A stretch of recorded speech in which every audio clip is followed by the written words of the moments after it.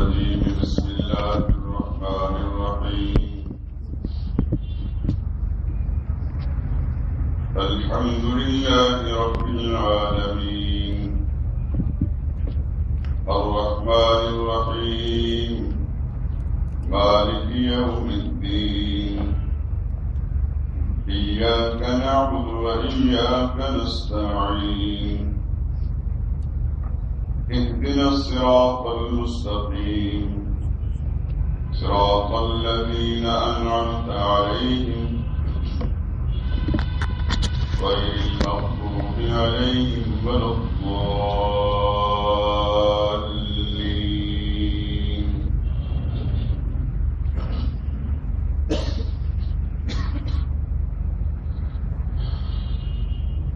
سبحانك لا علم لنا إلا ما علمتنا إنك أنت العليم الحكيم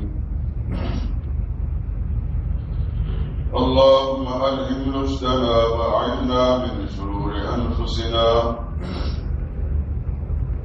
اللهم أرنا الحق حقا وارزقنا اتباعه وأرنا الباطل باطلا وارزقنا اجتنابه رب اشرح لي صدري ويسر لي أمري واحلل عقدة من لساني يفقهوا قولي رب زدني علما آمين يا رب العالمين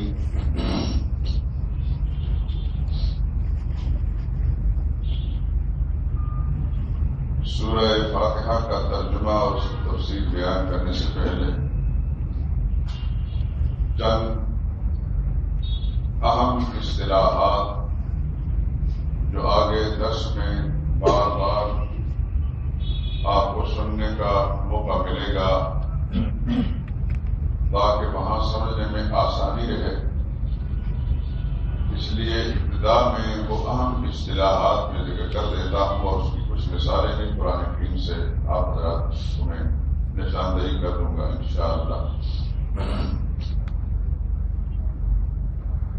ہر صورت جب آپ پڑھیں گے تو ایک چیز آپ کو یہ بتائی جائے گی کہ اس سورہ مبارکہ کا یہ ایک مرکزی مضمون ہے اور اس سورت کی تمام آیات اس مرکزی مضمون کے ارد گرد گھومتی ہیں۔ تمام آیات میں اس مضمون کا اثر ہوگا۔ مثال کے طور پر جس طرح آپ سمجھتے ہیں کہ کوئی بھی درخت، اس کے پتے، اس کی شاخیں یا اس کا پھل یا اس کے پھول، ان میں اس کے تخم کا، اس بیج کا اثر ہوتا ہے اور اس اثر کے سبب سے اس درخت کے پتے اور پھول اور شاخیں جو ہیں ممتاز نظر آتی ہیں دوسرے درختوں سے۔ اس طرح آپ ان قرآن کریم کی صورتوں کو دیکھیں گے کہ مرکزی مضمون جس کا تعین کر دیا جائے گا اس کے ارد گرد تمام آیات کے جو مضامین ہیں وہ گھومیں گے اور آپ کو انشاءاللہ بڑی آسانی کے اندر کے ساتھ یہ ساری چیزیں سمجھ میں آ جائیں گی۔ بس یہ دعا کریں کہ اللہ پاک ہماری مدد فرمائے اور اس سلسلے کو جاری ساری فرمائے انشاءاللہ۔ جب مرکزی مضمون کا تعین ہو جائے گا تو پھر صورت کا سمجھنا بڑا آسان ہوگا۔ وہ اصطلاحات جو صورتوں میں استعمال ہوں گی اور ان اصطلاحات کے سمجھنے سے صورتوں کا سمجھنا آسان ہوگا۔ ایک بات میں نے ہمیں بتا دی کہ ایک دعویٰ ہوگا مرکزی مضمون۔ آپ جانتے ہیں کہ ہر دعوے کے ثبوت کے لیے دلائل ہوتے ہیں۔ آپ عدالت کے اندر کوئی دعویٰ کرتے ہیں تو اس کے لیے عدالت آپ سے دلائل مانگے گی، تو ماہر وکیل جو ہے وہ دعویٰ دائر کرنے کے بعد اس لیے دلائل فراہم کرتا ہے۔ عدالت کو، جج کو جس وقت دلائل میں بدل نظر آتا ہے تو اس کے ہاتھ میں فیصلہ کرتا ہے۔ اسی طریقے سے صورتوں کے ایک مرکزی مضمون ہوگا جسے ہم دعوے کے ساتھ تعبیر کریں گے۔ اس سورہ مبارکہ کا یہ دعویٰ ہے، اس کے لیے کچھ دلائل ہوں گے۔ دلائل 4 قسم کے قرآن کریم کے اندر ذکر کیے گئے ہیں۔ پہلی دلیل عقلی ہوگی، لیکن عقلی دلیل کی دو قسمیں ہیں، ایک عقلی محض ہوگی۔ دلیل عقلی کا مطلب یہ ہوگا کہ اس دلیل کے اندر ایک ایسا بیان یا ایسا امور کا ذکر ہوگا کہ جن کا تعلق انسانی عقل کے ساتھ ہے۔ جب وہ دلیل انسان سنے گا، دیکھے گا، تو اس کی عقل اس کو مجبور کرے گی کہ یہ دعویٰ جو کچھ کیا جا رہا ہے، جس کو ثابت کرنے کے لیے دلیل دی جا رہی ہے، اس کو ماننا چاہیے۔ چنانچہ آپ دیکھیں قرآن کریم کی آیات کے ذریعے سے کہ بہت ساری چیزیں ایسے دلائل میں آئیں گی کہ مشرکین نے بھی ان کو مانا۔ وہ جو رسول اللہ صلی اللہ علیہ وسلم کے شدید دشمن اور مخالف تھے، بنا کر وہ بھی ماننے پر مجبور ہو گئے۔ تو عقلی دلائل کے اندر یہ طاقت ہوتی ہے کہ چاہے کوئی مشرک ہو، کوئی کافر ہو، کوئی داریہ ہو، دلیل عقلی اسے مجبور کرتی ہے، کیا اس کے پاس بھی عقل ہوتی ہے، تو جو دلیل سامنے آتی ہے تو اس کی عقل اس کو مجبور کرتی ہے کہ مانو اس بات کو، ہمارے پاس انکار کرنے کی وجہ نہیں۔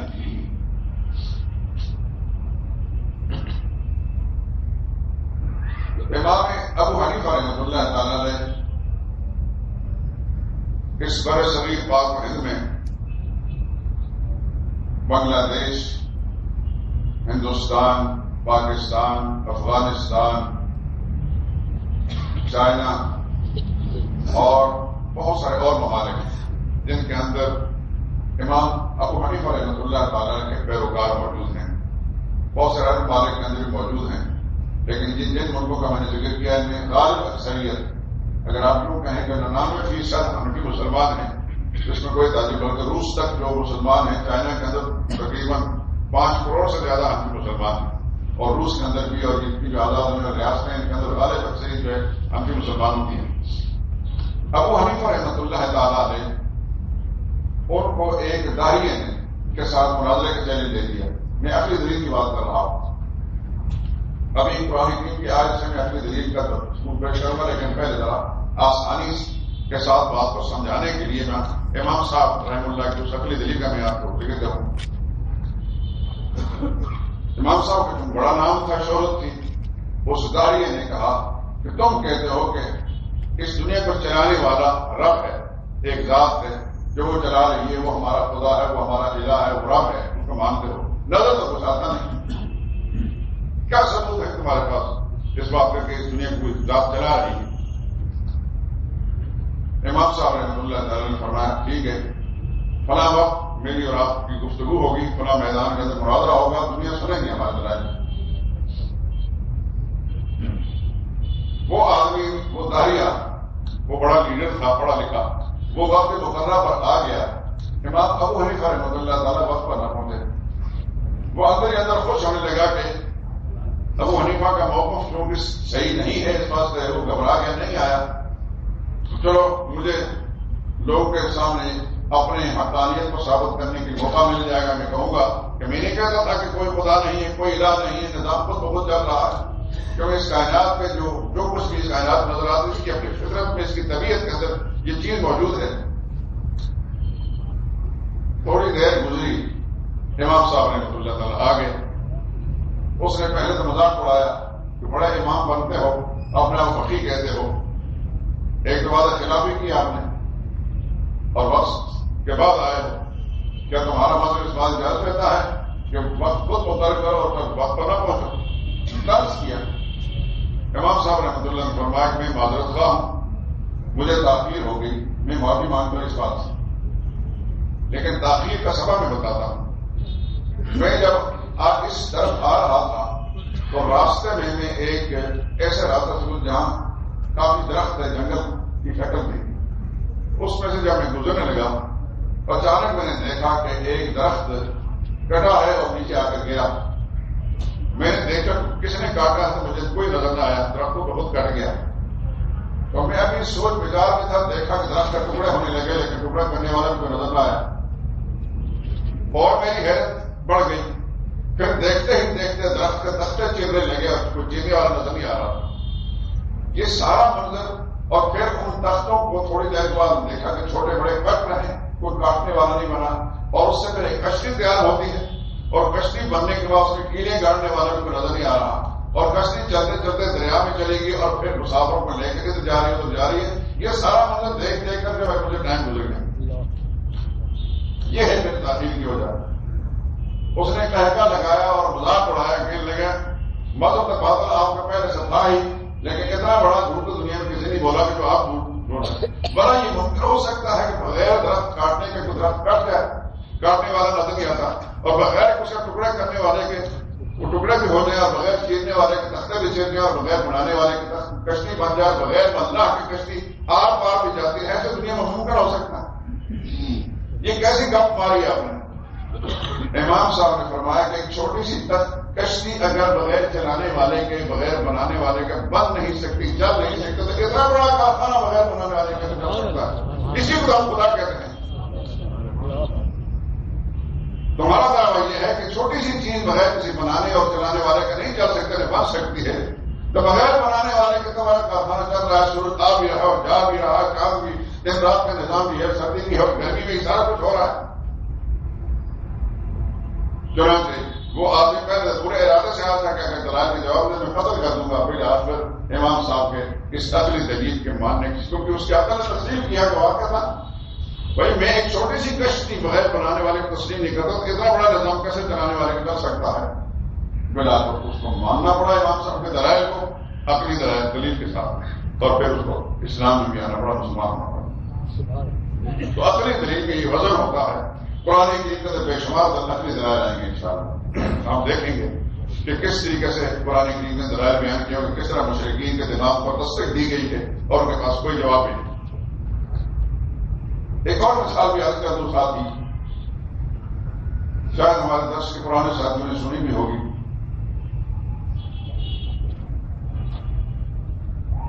ایک بوڑھی خاتون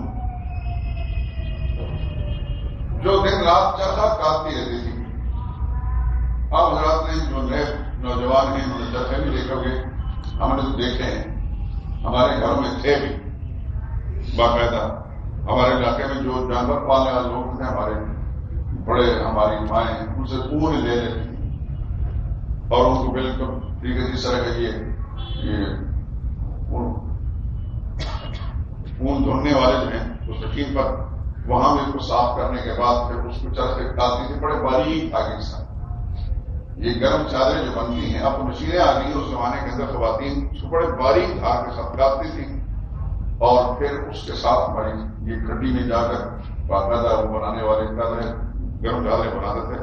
ابھی میرے پاس ایک چادر موجود ہے، اس زمانے میں کاغان کا چادر بنتی تھی اور میں نے مانسرا شہر سے خریدی تھی۔ اب اس کو یہاں تو سردی ہے نہیں، اس کو اوڑھتا نہیں، لیکن بطور سمپل میں نمونے کے میں رکھی ہوئی تھی جدار کے اندر۔ یہ اب بھی سلسلہ جاری ہے، اور کلاس کے اندر ابھی ٹھیک ہے۔ سواد وغیرہ کے اندر تو اب مشینیں آ چکی ہیں، آسٹریلین اون بھی ملتی ہے اور مشینوں کے ذریعے ساری چیز بنتی ہیں، لیکن پہلے یہ سارا کچھ ہوتا تھا۔ تو چرخا کاٹنے والے ایک مائی، اس کو ایک مولوی صاحب نے پوچھا کہ اماں جان ساری زندگی چرخا کاٹتی رہی ہے کہ اللہ کی پہچان بھی کی ہے؟ تو کہنے لگی بیٹا میں نے اللہ کی پہچان کی ہے۔ چرخا ملے تو کچھ نظر نہیں آتا، تو چرخے میں بیٹھی رہتی، کس طرح اللہ کی پہچان کی ہے؟ تو بتا رہے کس طرح اللہ کی پہچان کی؟ کہنے لگی کہ یہ چرخا ہی پہچان ہے اس بات کی کہ اللہ ہے۔ ان کے کیسے؟ کہنے لگے چرخا تو میں چلاتی ہوں، چلتا ہاتھ چھوڑ کے تو رک جاتا ہے، اس سے میں نے اندازہ کیا کہ نظام چل رہا ہے، اگر چلانے والا کوئی نہ ہو نہیں وہ رک جاتا۔ پھر اس نے پوچھا کہ اللہ ایک ہے کہ دو؟ انہوں نے کہا اللہ ایک ہے۔ انہوں نے کہا اس کا ثبوت کیا ہے؟ اس کا دلیل بھی یہی چرخا ہی ہے۔ لیکن غور کرنے والے کہاں اللہ تعالیٰ کی معرفت اور پہچان حاصل کرے؟ انہوں نے کہا یہ کیسے ہے؟ وہ کہنے لگی کہ چرخے کو میں جب چلاتی ہوں تو ایک سم پر چلتا ہے اور ایک رفتار سے چلتا ہے۔ میرے ساتھ اگر دوسرا آدمی میرا معاملے کو اوپر چلائے گا تو اس کے اس کی رفتار میں تیزی پیدا ہوگی، اور اگر میرا مخالف چلائے گا، میں دائیں طرف وہ بائیں طرف، تو دونوں کی چیرا جھپٹی نگاہ مشتی کا درخت ٹوٹ جائے گا۔ میں دیکھ رہی ہوں کہ نظام چل رہا ہے، ایک نظام ایک رفتار سے چل رہا ہے اور ٹوٹتا بھی خراب بھی نہیں ہوتا، معلوم ہوتا ہے کہ ایک رات چلا رہی ہے۔ تو خدا حافظ یہاں کی لڑائی ہوتی، نظام عالم تباہ ہو جاتا، اور ان دونوں کی طاقت استعمال کر کے متفق ہو کر کام کرتا، ناراض میں نظام میں تیزی آ جاتی ہے۔ اس سے معلوم ہوا کہ اللہ ہے اور ایک ہی۔ یہ ہے اصلی طریقہ۔ ایک سمپل میں نے آپ کو سمجھنے کے لیے اپنے دلائل بشمار علماء نے کتابوں میں لکھے ہیں، لیکن یہ موقع نہیں ہے میں ساری باتیں آپ کو سمجھنے کی، کسی دوسرے موقع پر صحیح۔ قرآن کریم کے اندر بھی عقلی دلائل بیان کیے گئے ہیں۔ عقلی دلائل دو قسم کے ہیں، ایک محض عقلی دلیل، پہلے ایک دعویٰ ہوگا، اس کو ثابت کرنے کے لیے دلائل پیش کیے جائیں گے۔ آپ اس سورہ مبارکہ کی 21 اور 22 سورہ بقرہ کی آیت نکال لیں، صفحہ 6 نکال لیں، جس کی دوسری حصہ سے شروع ہوتی ہے آیت نمبر 21 اور 22۔ صفحہ ملتے ہیں،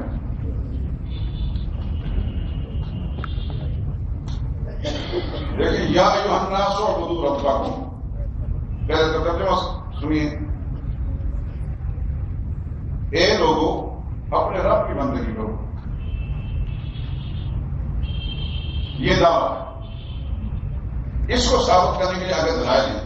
پہلی دلیل الذی خلقکم، دلیل کا ایک جز، والذین مطلب یہ دوسرا جز ہے دلیل کا، الذی جعل لکم الارض فراشا یہ تیسرا جز ہے، والسماء بناء یہ چوتھا جز ہے، وانزل من السماء ماء یہ پانچواں جز ہے، فاخرج به من الثمرات رزقا لکم یہ چھٹا جز ہے، فلا تجعلوا للہ اندادا، اس کے بعد اس کا نتیجہ نکال لیا۔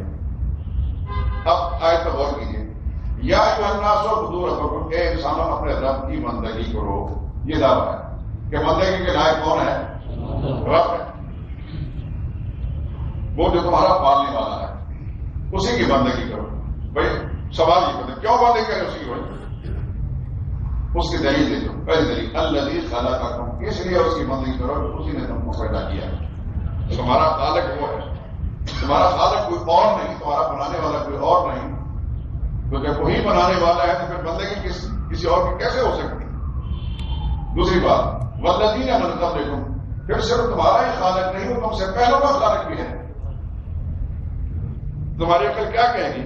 جو ساری کائنات کو بنانے والا، پیدا کرنے والا ہے، اس کے سوا اور بندے کی لائق ہو سکتا ہے؟ پھر تیسری جو الذی جعل لکم الارض فراشا، اسی نے تو تمہارے لیے زمین کو فرش بنایا، تم نے تو اس کا ہموار نہیں کیا، والسماء بناء، اسی نے اس آسمان کو تمہارے لیے چھت بنایا، وانزل من السماء ماء، اور اسی نے آسمان تک بارش برسائی، اور بارش برسا کر زمین میں زندگی کے آثار پیدا کیے، فاخرج به من الثمرات رزقا لکم، پھر تمہارے روزے کے سامان پیدا کیے اس بارش کے ذریعے سے۔ تم ان میں سے کسی ایک انکار کر سکتے ہو؟ کیا تمہارا خالق کوئی اور ہے؟ تمہارے بڑوں کا خالق کوئی اور ہے؟ کہ زمین کو فرش بنانے والا کوئی اور ہے، چھت بنانے والا آسمان کو کوئی اور ہے، اور پھر آسمان سے بارش برسانے والا کوئی اور ہے، پھر زمین آسمان سے بارش برسا کر زمین کے اندر ہر قسم کے غلے اور پھل پیدا کرنے والا کوئی اور ہے۔ جب تمہیں تمہاری عقل کہتی ہے کہ اللہ کے سوا کسی اور نے یہ کام نہیں کیا، تو پھر آگے فلا تجعلوا للہ اندادا، تو پھر اللہ کے سوا کسی اور کو شریک مت بناؤ۔ یہ ہے اصلی دلیل۔ اب تمہارے پاس کوئی انکار کی وجہ نہیں ہے، تمہاری عقل مجبور کرتی ہے کہ جو خالق ہے وہی بات کے لائق ہے، جو رازق ہے وہی بات کے لائق ہے، جو زمین کو فرش آسمان کو چھت بنانے والا وہی بات کے لائق ہے، جو بارش برسانے والا وہی بات کے لائق ہے، جو رزق پیدا کرنے والا ہے وہی بات کے لائق، تمہاری عقل مجبور کرتی ہے۔ فلا تجعلوا للہ اندادا، پھر رب کے ساتھ کسی اور کو شریک مت بناؤ، وانتم تعلمون، یہ جان چکے ہو۔ یہ ہے دلیل۔ دلیل اصلی میں ذکر کیا تھا کہ دو قسم کی ہوتی ہیں، ایک عقلی محض جیسا یہ ہے، ایک دلیل عقلی وہ ہوتی ہے جس میں کچھ ایسے امور کا ذکر کیا جاتا ہے کہ مخالف بھی اقرار کرنے پر مجبور ہو جائے، بول اٹھے اپنے منہ سے کہ ہاں یہ کام جو کچھ تم کہہ رہے ہو۔ سورہ یونس نکالی میں سبب بتاتا ہوں،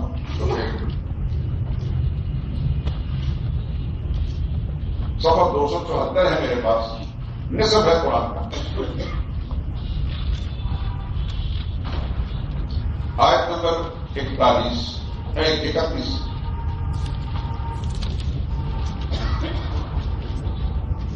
11واں پارہ سورہ یونس، آیت نمبر 31 صفحہ 274۔ آیت دیکھ لیں،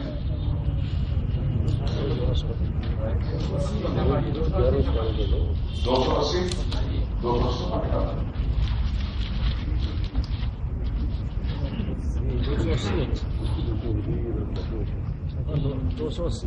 280 آیت دیکھ لی آپ نے؟ آیت شروع ہوتی قل من یرزقکم من السماء والارض، میرے پیغمبر ان سے پوچھیے من یرزقکم من السماء والارض، کون آسمان و زمین سے تمہیں روزی دیتا ہے؟ ان مشرکین سے پوچھیں کہ آسمان و زمین سے روزی فراہم کرنے والا کون ہے؟ ایک ام من یملک السمع والابصار، یا کون ہے جو مالک ہے کانوں کا بھی اور آنکھوں کا بھی؟ تمہیں کان کس نے دیے سننے کے لیے، آنکھیں کس نے دی دیکھنے کے لیے؟ وَمَن يُخْرِجُ الْحَيَّ مِنَ الْمَيِّتِ، اور کون ہے زندے کو مردے سے نکالنے والا؟ زندے کو مردے سے نکالنے والا، مثال کے طور پر ایک انڈا ہے، ایک بے جان سی چیز ہے، کسی انڈے کو دیکھنے ہی ٹوٹتا ہے، اس کے اندر ایک حرکت کرنے والا زندہ چوزا نکل آتا ہے۔ وَيُخْرِجُ الْمَيِّتَ مِنَ الْحَيِّ، اور مردے کو زندے سے نکالتا ہے، جیسے مردے سے انڈا۔ اور وَمَن يُدَبِّرُ الْأَمْرَ، اور سارے کاموں کی تدبیر کون کرتا ہے؟ یہ اس سے سوال پوچھا گیا مشرکین سے۔ تو دیکھیں اس سوال کے اندر دلائل کے سمجھا سے ذکر کیے گئے کہ وہ ماننے پر مجبور ہو گئے۔ فَسَيَقُولُونَ اللَّهُ، تو وہ بول اٹھیں گے کہ یہ کام اللہ ہی کرتا ہے۔ یہ ابو جہل کا عقیدہ بیان کی جا رہا ہے۔ ابو جہل کہتا تھا کہ کانوں کا مالک بھی اللہ ہے، آنکھوں کا مالک بھی اللہ ہے، آسمان و زمین سے رزق فراہم کرنے والا بھی اللہ ہے، مردے کو زندے سے زندے کو مردے سے نکالنے والا بھی اللہ ہے، ساری کائنات کی تدبیر کرنے والا اللہ ہے۔ فرمایا فَقُلْ أَفَلَا تَتَّقُونَ، میرے نبی سے پوچھیے کہ ڈرتے کیوں نہیں ڈرو، پھر کیوں اکڑے ہوئے ہو؟ منہ سے بول رہے ہو کہ سارے کام اللہ کرتا ہے، پھر کیوں بگاڑ دیتا ہے؟ یہ بھی دلیل عقلی ہے، لیکن اس کو دلیل عقلی علی سبیل الاعتراف من الخصم، اس کا معنی ہوتا ہے کہ دشمن بھی جس کو ماننے پر مجبور ہو جائے، دشمن بھی جس کے اقرار کرنے پر مجبور ہو جائے، یہ بھی دلیل عقلی۔ دلائل عقلی قسم کتنی قسم کے آئیں گے؟ دو قسم کے، ایک سادہ قسم کی ہوگی اور ایک میں اقراری مجبور ہوں گے کہ دشمن جو ہے مخالف ہے وہ بھی اقرار کرنے پر مجبور ہو جائے۔ دوسری قسم کے دلائل میں دلیل نقلی، دلیل نقلی یعنی اس کا تعلق عقل سے نہیں ہے، نقل سے ہے۔ مثال کے طور پر دلیل نقلی انبیاء سابقین سے ہوگی، اجمالاً بھی ہوگی، تفصیلاً بھی ہوگی۔ دلیل نقلی سابق کتابوں سے بھی ہوگی، مثلا تورات کا ثبوت پیش کہ تورات میں یہ مسئلہ لکھا ہے، انجیل میں یہ مسئلہ لکھا ہے۔ دلیل نقلی سابقہ علماء سے بھی ہوگی، پہلی امتوں کے جو علماء ہوں گے، یہود و نصارہ کے، ان میں سے جو سلیم الفطرت ہوں گے وہ بھی بول اٹھیں گے کہ جو کچھ محمد رسول اللہ فرما رہے ہیں۔ تو دلیل نقلی کتب سابقہ سے ایک، انبیاء سابقین میں سے اجمالاً دو، تفصیلاً تین، علماء امت سابقین میں سے چار، جنات سے پانچ، ملائکہ سے چھ، اور طیور و وحوش پرندوں سے سات قسم کی دلیل نقلی آپ کے سامنے آئیں گے۔ اب میں ذکر کرتا ہوں ایک ایک کا۔ اجمالاً سابقہ انبیاء سے دلیل نقلی 17 پارہ نکال لیں سورہ انبیاء، اس کی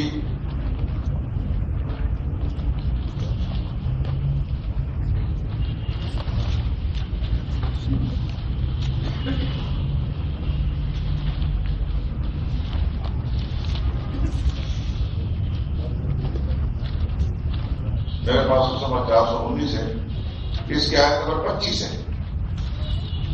آیت نمبر 25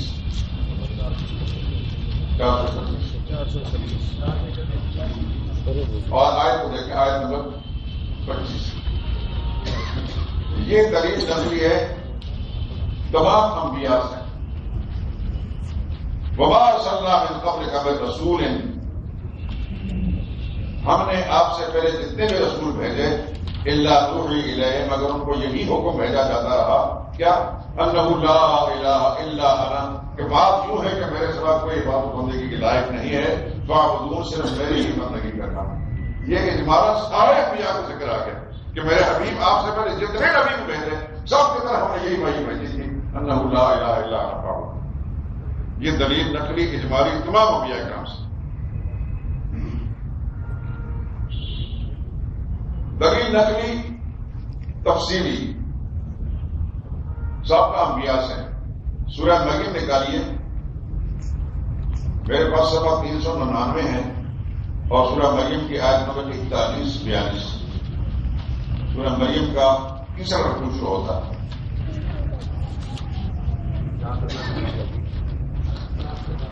410 ہے۔ افسوس کہ ہمارے پاس پرانی دن جو پہلے تھے وہ لے گیا، اللہ کا وعدہ تقسیم ہو گئی، اب یہ سواری آئے گی۔ 411 ہے، 41 اور 42۔ 411 واذکر فی الکتاب ابراہیم۔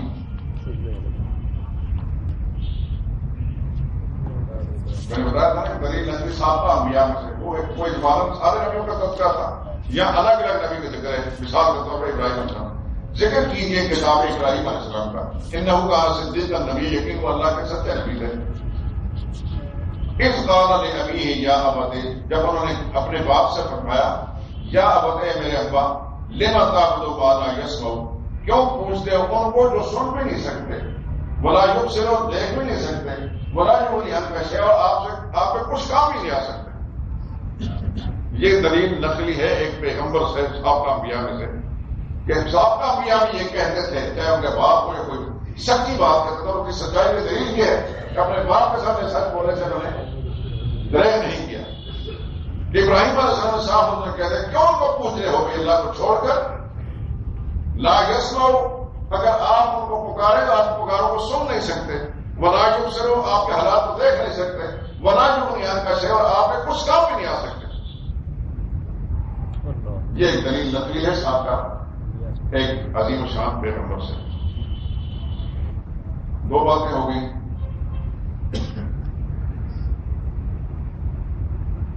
میں نے بتایا تھا کہ دلیل نقلی سابقہ کتابوں سے 15 پارہ سورہ بنی اسرائیل شروع سے نکالیے،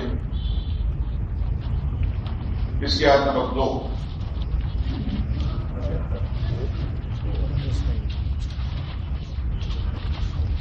سبحان الذی اسریٰ بعبدہ، اس کے بعد اگلی جو آیت آتی ہے میرے پاس صفحہ 365 ہے، 373۔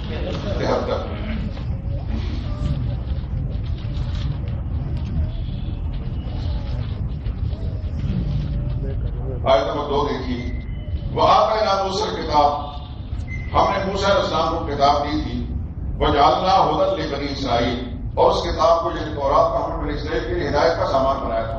اس کتاب میں مسئلہ کیا لکھا تھا؟ اللہ تتخذوا من دونی وکیلا، کہ لوگوں میرے سوا کسی اور کو کارساز نہ بنانا۔ اللہ یہ بتانا چاہتے ہیں کہ جو میرے محمد صلی اللہ علیہ وسلم جو مسئلہ بیان کرتے ہیں، سابقہ نبی بھی یہ مسئلہ بیان کرتے تھے، اس باروں میں تفصیلی بھی آگئی، سابقہ نبی پر نازل ہوئی کتابوں میں یہ مسئلہ لکھا تھا کہ اللہ تتخذوا من دونی وکیلا، میرے سوا کسی اور کو کارساز نہ بنانا۔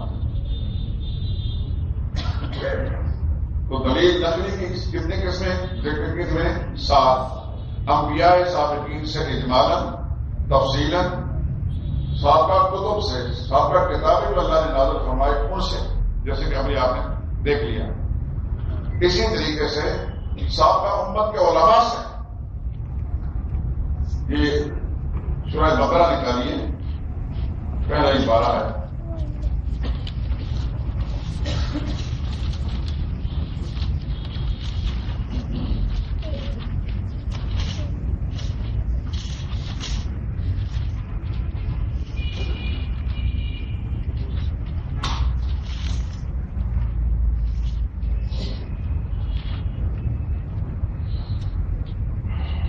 آیت نمبر 126 سورہ بقرہ ہے۔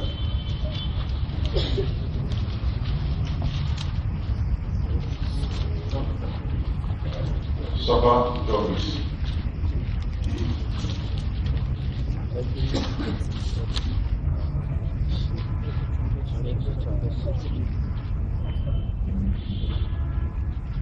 ایک 126 ہے، 24 تو نہیں ہوگا۔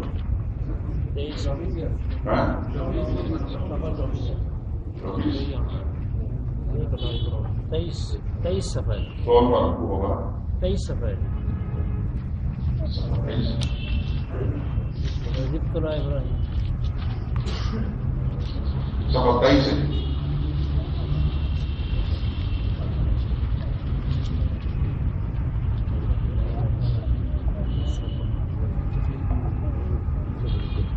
الذين آتيناهم الكتاب يتلونه حق تلاوته. اور لوگوں کو جب ہم نے کتاب دی تھی، مراد سابقہ امت کے لوگ، علماء امت، جب ہم نے کتاب دی تھی یتلونه حق تلاوته، وہ اس کی تلاوت کرتے ہوئے ایسا جیسے تلاوت کرنے کا حق ہے. اولئک یؤمنون به، اور وہی لوگ اس بات کو مانتے بھی ہیں. جن سابقہ امت کے علماء سے یہ تصدیق مل گئی، وہ ہم نے کتاب دی تھی اور کتاب کو پڑھتے بھی تھے، سچے طریقے سے پڑھتے تھے. اولئک یؤمنون، وہ بھی اس بات کو مانتے ہیں جو محمد رسول اللہ صلی اللہ علیہ وسلم پیش کر رہے ہیں. تو یہ دلیل نقلی ہوئی کہ سابقہ امت کے علماء سے. یہ 121 ہے. اصل میں نے بات یہ ہوا کہ یہ میرے پاس جو قرآن کی میں اس میں آیتوں کے نمبر میں نے خود لکھے تھے، پورے قرآن کے آیت نمبر تو وہ دائرہ اتنا چھوٹا سا ہے، اس کے اندر کئی جگہ غلط معلوم ہو گئے. 121. اچھا وہ آپ نے اصلاح کر لی. یہ دلیل نقلی ہے سابقہ امت کے علماء میں سے. اب دلیل نقلی ملائکہ سے.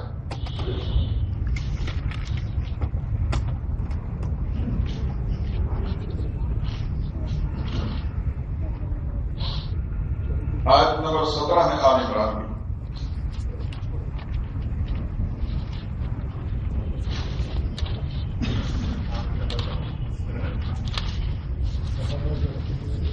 سب کہہ سکتے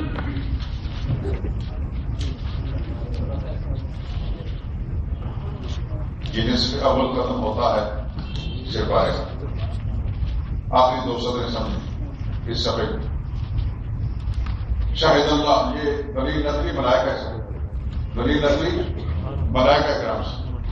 شاہد اللہ انہ لا الہ الا هو. آیت پر غور کیجیے، بڑی عجیب مضمون ہے. 18 ہے. شاہد اللہ، اللہ نے گواہی دی اس بات کی انہ لا الہ الا هو. اللہ بھی گواہی دیتے کہ اللہ کے سوا کوئی اور الہ نہیں ہے. غور کیجیے، شاید بڑی عجیب آیت ہے. من ملائکہ، اور فرشتے بھی گواہی دیتے کہ اللہ کے سوا کوئی اور الہ نہیں. وَأُولُو الْعِلْمِ قائما بالقسط، اور وہ علماء جو انصاف پر قائم ہے وہ بھی گواہی دیتے کہ اللہ کے سوا کوئی اور الہ نہیں. پھر فرمایا لا الہ الا ہو. دیکھیے اس آیت میں 2 دفعہ بتایا اللہ کے سوا کوئی اور الہ نہیں. تو اس آیت کے اندر یہ بات ہے کہ فرشتے بھی اس بات کی گواہی دیتے ہیں کہ اللہ کے سوا کوئی اور الہ نہیں. جو علماء انصاف والے ہیں، لیکن قائم بالقسط کا لفظ بول کر علماء اس زمانے میں شمار موجود ہیں، لیکن شرک کرتا شرک کے داعی مبلغ ہیں. اللہ نے فرمایا علماء کو جو انصاف پر قائم ہے وہ بھی گواہی دیتے ہیں کہ اللہ کے سوا کوئی اور الہ نہیں. اللہ بھی گواہی دیتے ہیں کہ اللہ کے سوا کوئی اور الہ نہیں. فرشتے بھی گواہی دیتے ہیں کہ اللہ کے سوا کوئی الہ نہیں. انصاف والے علماء بھی گواہی دیتے ہیں اللہ کے سوا کوئی الہ نہیں. پھر فرمایا لا الہ الا هو العزیز الحکیم. کوئی الہ نہیں سوائے اللہ کے، وہی عزیز بھی ہے وہ حکیم بھی ہے.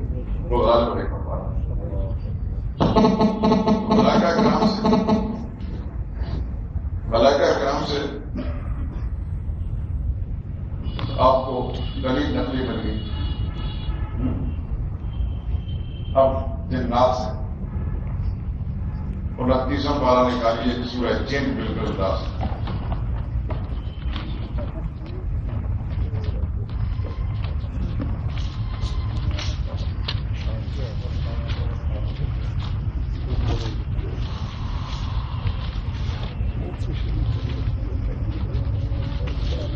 میرے پاس 742 ہے. اس کی پہلی آیت کو دیکھیں سورہ جن کی 758. جنات بھی اس بات کی روایت ہے، جنوں سے دلیل نہیں.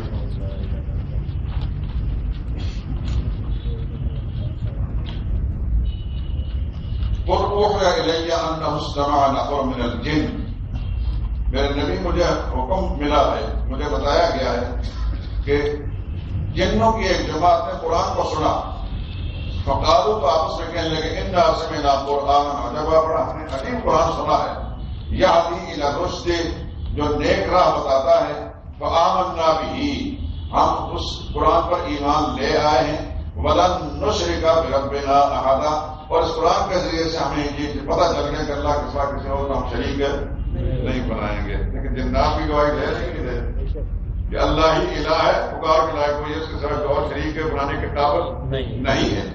تو جنات سے بھی دلیل نقلی ملی ہے۔ اب آخر میں سورہ نمل نکالیے تاکہ پرندوں سے بھی آپ کو ثبوت مل جائے کہ پرندے بھی اس بات کے قائل ہیں کہ اللہ کے سوا کوئی اور الہ نہیں۔ 19واں پارہ ہے،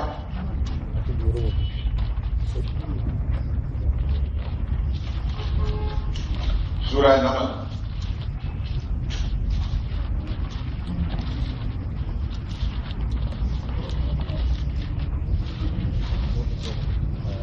میرے پاس صفحہ 491 ہے، اس کی آیت نمبر 26 25-26، صفحہ 505۔ آپ نے دیکھی آیت نمبر 25 اور 26۔ یہ وہ بہت ہے ذکر ہے، وہ پرندہ جو سلیمان علیہ السلام کا پیغام لے کر گیا تھا ملکہ سبا کے پاس۔ آپ سن چکے ہیں بارہا کہ خود کہ جب حاضری لی سلیمان علیہ السلام نے تو وہ نظر نہیں آیا، سلیمان علیہ السلام کو غصہ آ گیا، ماں بھی اللہ آرم ہو ہم کان میں کیا وجہ ہو کہ مجھے ہو نظر نہیں آ رہا، یا وہ بغیر اطلاع کے یہاں سے غائب ہو گیا، پھر حاضر ہے، ساتھ دھمکی دی لفاظ سے میں وہ عذاب اور شدید میں اس کو سخت سزا دوں گا، اور اس میں یہ بھی ہے کہ میں اس کو ذبح کر رہا ہوں، اور یعنی کہ سلطان کی یا میرے پاس کو دلیل لائے گا کیوں میرا ضرورت۔ تو پھر قرآن کے فما کسا دیر بعید، تھوڑی دیر نہیں گزری تھی کہ وہ صاحب آ گئے اور آ کر کہنے لگے پچھلے سبق دیکھیں، فقال احط، تو پہلے آخری 3 سطر احط تو بقالم توحید بھی، اے سلمان علیہ السلام میرے آقا، میں آپ کے پاس ایک ایسی خبر لے کر آیا جو ابھی تک آپ کے پاس خبر نہیں پہنچی۔ وجہ تو کا میں سبا میرا بھائی یقین پور کے سبا سے ایک یقینی خبر لے کر آیا ہوں، وہ کیا ہے؟ انی وجب تم راتم لیکن میں نے پایا کہ وہاں ایک عورت وہاں بادشاہی کر رہی ہے، بہت ہی میں کل شہر، اور اس کو ہر چیز دنیاوی نظام چلانے کے لیے ہر چیز ملی ہے نظام حکومت کے لیے، بلا عرش عظیم اور بڑا تخت بھی ہے اس کے پاس۔ وجب تو ہاں قوم آگیا سکون سمجھ، لیکن دوسری بات کی حالت کتنی خراب ہے کہ میں نے اس ملکہ کو اس کی قوم کو دیکھا کہ وہ سورج کو پوج رہے ہیں، شیطان نے ان کے اعمال کو مزید کا دکھایا ہے۔ پھر آگے خود اپنا عقیدہ اللہ یسجدوا للہ، اس قوم کو کیا ہو گیا کہ اللہ کو سجدہ نہیں کرتے؟ وہ اللہ یخرج الخبء فی السماوات، چھپی ہوئی چیزیں آسمانوں کی نکالتا ہے اور زمین کی، وہ یعلم ما تخفون وما تعلنون، اور جس چیز کو تم چھپاتے اور ظاہر کرتے ہو اس کو بھی اللہ جانتا ہے۔ وہ کون ہے؟ اللہ لا الہ الا هو رب العرش العظیم۔ یہ ہے طیور وحوش سے پرندے سے دلیل کرتے کہ اللہ تعالیٰ کی وحدانیت کے قائل جنات بھی ہیں، حیوانات بھی ہیں، پرندے بھی ہیں، ملائکہ بھی ہیں، اہل علم بھی ہیں، سب کچھ ہیں۔ 7 دلیلیں نقلی آپ کے سامنے الحمدللہ عظیم بیان ہو چکی ہیں کہ قرآن کے اندر جو دلائل آئیں گے وہ عقلی میں ہوں گے، نقلی میں ہوں گے۔ آپ اس کے بعد ایک دلیل نقلی دلیل وہی رہ جاتی ہے، وہ انشاءاللہ میں کل ذکر کروں گا، اس کے بعد شروع ہو جائے گی، کیونکہ وقت کی ترتیب کے لحاظ سے 7 منٹ کو دے چکے ہیں۔ اللہ تعالیٰ سے دعا کریں کہ اللہ تعالیٰ ہماری اس محنت کو قبول فرما لیں، اور جو کچھ ہم کوشش کر رہے ہیں اللہ تعالیٰ کہ اس کو برابر فرمائیں اور سب کی ہدایت کا ذریعہ بنے، اور پھر سب کو اللہ اتنی صلاحیتیں دیں کہ اس پرانی دین کے پیغام کو ہر انسان تک پہنچانے والے بن جائیں۔ واقع دعوانا الحمدللہ رب العالمین۔ یہ جو ابھی آیت ہم نے پڑھی ہے آیت سجدہ ہے، اپنی جگہ پر یا ابھی صرف ایک سجدہ ہے، اس لیے نیت نے دل میں ارادہ کیا کہ میں تمہیں سجدہ اللہ اکبر کے سجدہ کریں اور اٹھ کے چلے جائیں۔ اس کے لیے نہ کوئی تحیات نہ کوئی سلام ہے، سجدہ تلاوت اس طرح ہوتا ہے، بس ایک نیت سے مطلب آپ ایک سجدہ کیا اللہ اکبر کے نکل گئے۔ دعا کریں الحمدللہ۔ للہ رب العالمین اللہم صلی علی محمد وعلی آل محمد وسلم. یا اللہ ہمارے بیٹھنا بیان کرنا سننا قبول فرما. اے اللہ قرآن کریم کے نور سے ہمارے دل و دماغ کو منور فرما. اس کی تعلیمات سے ہمارے گھروں کو آباد فرما. اے اللہ ہمارے بچوں کو ہماری خواتین کو یا اللہ ہر تمام مسلمان بہن کو قرآن کا ثقافت بنا. قرآن کی عظمت، اس کی اہمیت، اس کی